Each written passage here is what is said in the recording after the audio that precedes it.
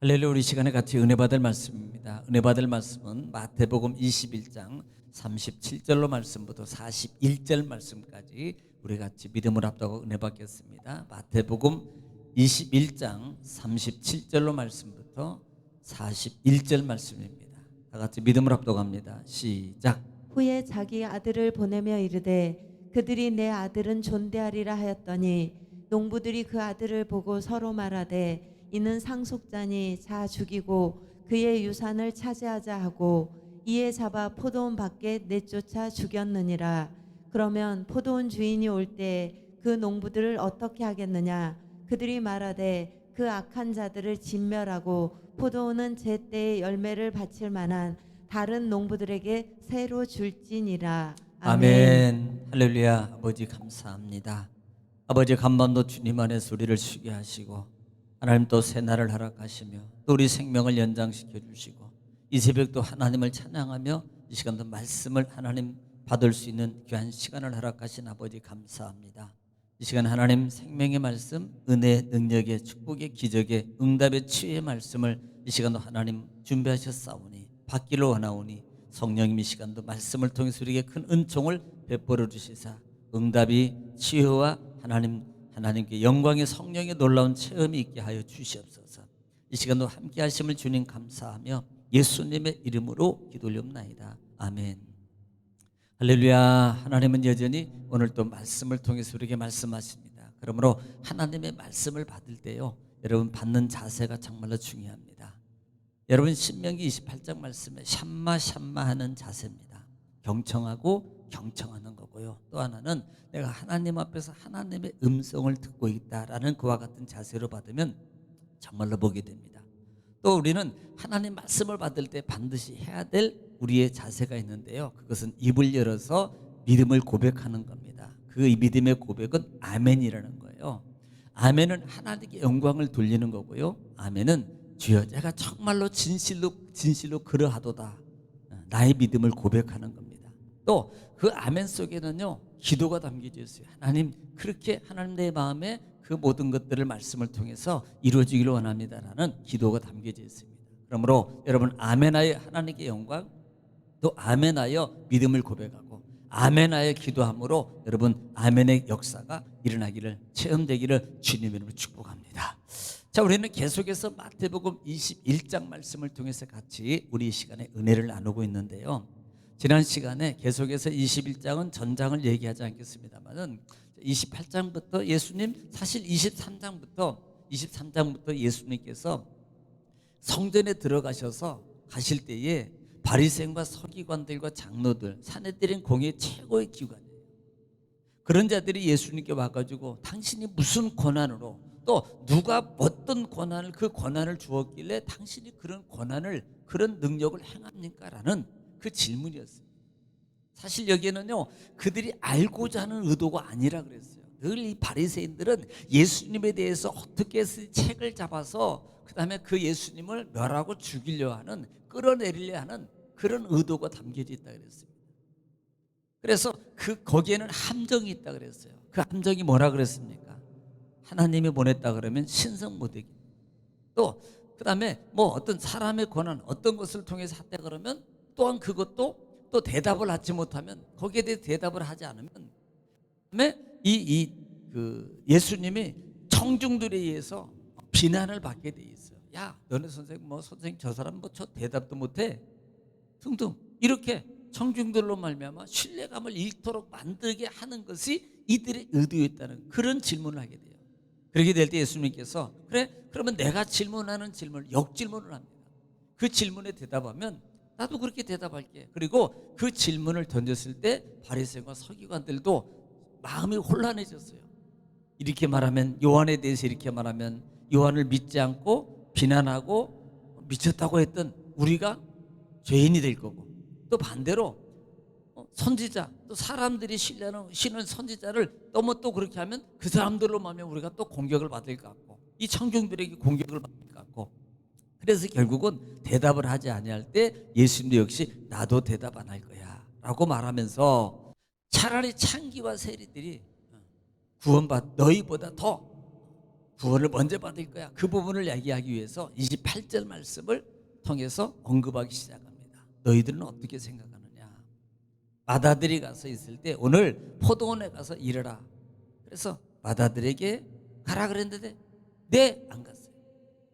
둘째 아들은 안 돼요. 나 지금 시간이 바쁘고요. 이것도 해야 될 일이 있고요. 바쁘고요. 저것도 해야 되고요. 사실요 나도 몸 상태도 안 좋고 피곤하고 그래서 안 됩니다. 라고 그렇게 했던 두 아들은요. 둘째 아들은 뉘우쳤습니다. 아, 자기가 잘못하고 있구나라는 것을 선택을 잘못하고 뉘우치고 그 둘째 아들은 포도원에 들어갔어요. 자, 이 비유를 통해서 지금 맏아들은 유대인들, 바리새인들, 그 다음에 둘째 아들은 그 시대 예수님을 정말 약하고 빈약하고 창기들, 세리들, 예수님 사회적 비난을 받고 천대를 받는 그런 자들, 예수님을 영접했을 때 오히려 그들이 주님을 영접하는 그 모습을 통해서 창기와 세리들이 먼저 하나님 들어가는 게 더 훨씬 빠를 것이다라고 말씀했대요. 그래서 우리는 정말 이 말씀을 어떻게 해야 될 것인가라는 부분들을 분명히 잘 알아야 된다라고 말씀을 드렸고요. 자, 33절부터 다른 비유를 들어, 자, 전환이라고 그랬어요. 다른 비유를. 한 집 주인이 포도를 만들고 거기다가 울타리도 만들고 포도주 집 틀도 준비해 놓고 그 다음에 망대도 준비해 놓고 그렇게 다 만들어 놓고 농부들에게 이것을 잘 갖고 와라라고 그리고 타국에 멀리 떠났어요. 그런데 그렇게 떠난 이후에 그 남아있는 마띠 이 농부들이 세출을 거두어서 반드시 보내야 되는 겁니다. 주인에게 줘야 되는 거예요. 그들은요 그렇게 받아들이지 않고 어떻게 했어요? 세주를 받으러 온 종들을 때리고 그 다음에 돌로 치고 심지어는 죽여버렸어요. 이 말이 뭐라 그랬어요? 이미 구약 시대의 선지자들을 보낸 선지자들을 받아들이지 않은 그런 자들, 그 다음에 예수님 그 다음에 더 나가서는 그 유대주의자들, 이런 자들이라고 그랬어요. 네, 이런 자들이라고 그랬어요. 그리고 난 다음에 두 번째로 다시 더 많은 종들을 보내요. 그럼에도 불구하고 똑같이 그들에게. 자, 여기에서 우리가 볼 수 있는 것은 두 가지 모습이에요. 아직도 회개하지 않고 완악함 속으로 한번 계속적으로 완악함 가운데 빠져들어가는 그들. 또 하나는 하나님 아버지의 그들을 향한 사랑입니다. 회개하는 거예요. 배려입니다. 인내하심이라. 오늘 37절 말씀 본장을 통해서 언급하고 있습니다.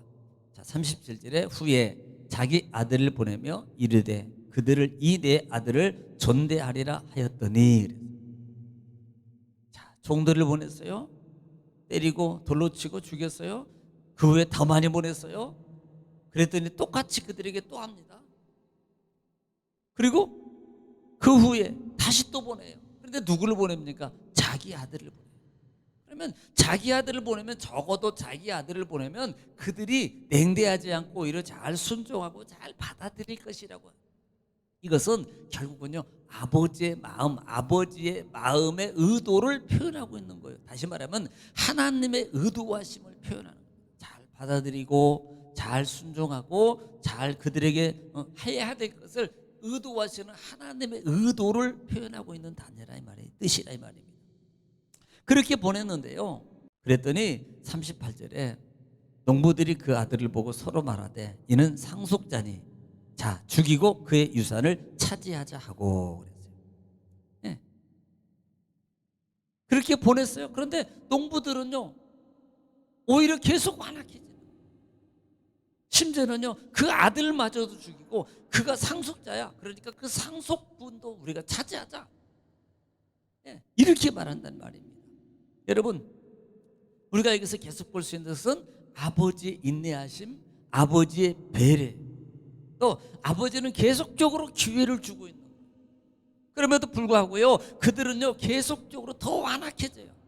종들도 죽인 것도 부족하고 더 많은 종들을 죽이고 무시한 것도 부족해서 심지어는 이제는 한 번 했던 그 악함이 더 악해져서 이제는 아들마저도 더 심하게 악하게 차라리 심지어 우리가 다 빼앗아 버리자 이렇게 바뀌어지는 겁니다. 정말로 안악해지는 거예요.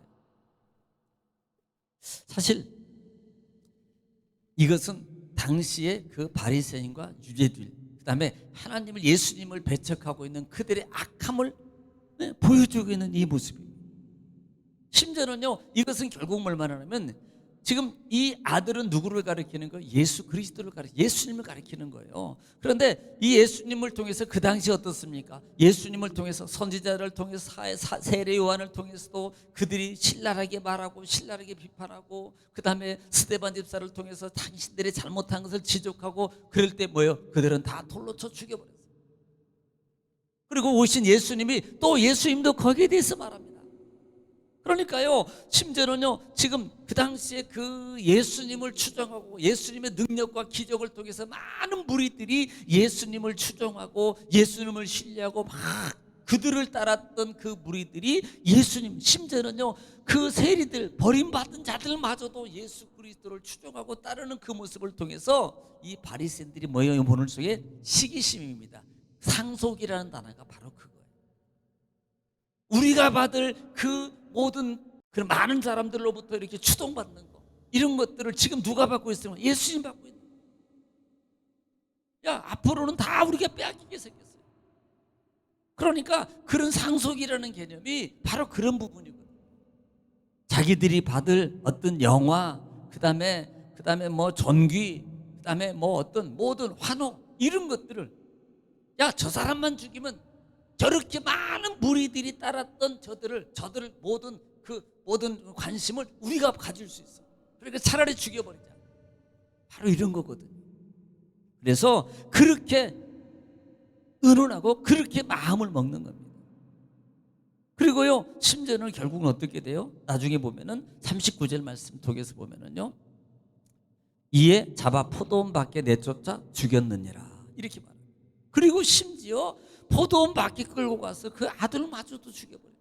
그래서 예수님이 예루살렘 밖에서 죽으실 것을 예언하는 거예요. 이속이 그 말에 담겨져 있습니다. 예, 사실 그 말씀대로 그렇게 되거든요. 이 말이 요한복음에도 나오는데요, 요한복음 17장 말씀이에요. 요한복음 19장 17절 말씀에 이 부분에 대해서 언급하고 있거든요.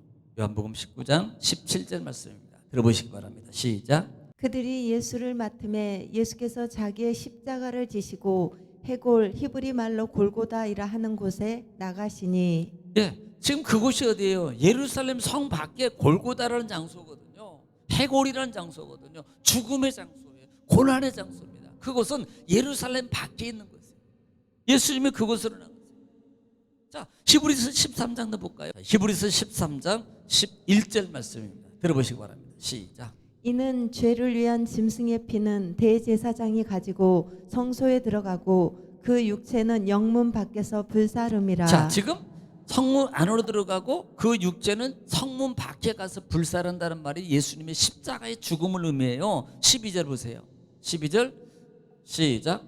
그러므로 예수도 자기 피로써 백성을 거룩하게 하려고 성문 밖에서 고난을 받으셨느니라. 네, 예수님도 그러므로 짐승도 그렇게 밖에서 버림받고, 그 다음에 12절은 그러므로 예수님도 똑같이 성문 밖에서 고난을 당할 것이다 라고 말씀하고 있는 거예요. 그래서 40절 말씀에 보면은, 그러면 포도원 주인이 올 때 그 농부들을 어떻게 하겠느냐, 이렇게 말해요. 그러니까 41절에 그들이 말하되 그 악한 자들을 진멸하고 포도원을 제때 열매를 바칠 만한 다른 농부들에게 새로 줄지니다, 이렇게 말합니다. 야, 그러면 어떻게 할 것이냐, 저 사람. 그랬더니 결국은요, 그들이 대답합니다. 그들은요, 결국은요, 40절 때 그들은 다 악한 자들은 악한 자라고 표현해요. 다 진멸을 당할 것이고, 결국은요, 포도 그 새를 잘 줄 수 있는 사람에게 넘겨줄 것입니다. 이것은 뭘 말해요? 학자들은 두 가지 의미를 얘기해요. AD 110년에 예루살렘이 멸망할 것을 예언했다, 이렇게 말하기도 하고요. 또 한 사람은 하나님의 심판의 때를 말한다. 많은 분들은 하나님의 심판을 말하고 있다. 주님의 하나님의 심판을 말해요. 그래서 오늘 이 시간에 오늘 말씀을 통해서 여러분, 하나님의 음성을 어떻게 들으셨습니까? 우리에게 기회를 주시는 아버지 마음, 아직도 변하지 못하고 더 악해져 가고 있는 그들의 모습이 우리가 되지 않기 위해서 우리 날마다 주님 안에서 새롭게 서야 됩니다. 결국은 이들은 심판을 받을 수밖에 없다라는 말씀을 여러분 기억하십시오.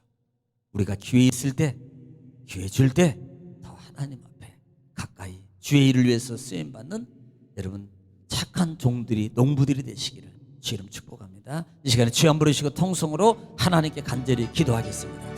주여